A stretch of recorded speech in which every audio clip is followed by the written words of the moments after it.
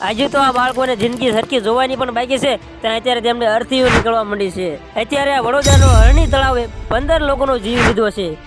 જ્યાં નાના નાના ભોલકાઓ છે, નાના નાના બાળકો છે, ત્યાં હજુ તેને રમવું શું છે, હજુ શું છે એ એને ખબર પણ નથી. ત્યાં 15 લોકોનો આ હરણી તળાવે ભોગ લીધો છે. જ્યાં હરણી તળાવની અંદર આ બોટ પલટી ખાઈ ગયું છે ને, ત્યાં સીએમ ભૂપેન્દ્ર પટેલે પણ શ્રદ્ધાંજલિ પાઠવી છે. હરણી તળાવમાં જે બાળકોનું મૃતદેહ મળી આવ્યું છે તે બાળકોના પરિવારજનોને રાજ્ય કક્ષા દ્વારા 4 લાખની સહાય આપવામાં આવશે. અને સીએમ ભૂપેન્દ્ર પટેલે તેમના સોશિયલ મીડિયા એકાઉન્ટ પર તેમને દુઃખ વ્યક્ત કર્યું છે, અને જેમાં ઇજાગ્રસ્તો થયા છે તેને 50,000ની સહાય રાજ્ય સરકાર દ્વારા આપવામાં આવશે. અત્યારે ગુજરાતની અંદર દિવસે ને દિવસે ખૂબ જ અનેક એવી ઘટનાઓ બનતી જાય છે. પહેલાં થોડાક સમય પહેલાં જ્યારે મોરબીમાં ઝૂલતા પુલની આ ઘટના બની હતી, અને અત્યારે આ વડોદરાના હરણી તળાવની આ ઘટના બની છે. ગુજરાતમાં દિવસે ને દિવસે ખૂબ જ એવી દુઃખદ ઘટના બનતી જાય છે. તંત્રને એવું સખત રહેવા માટે લોકોની ખાસ એવી અપીલ છે.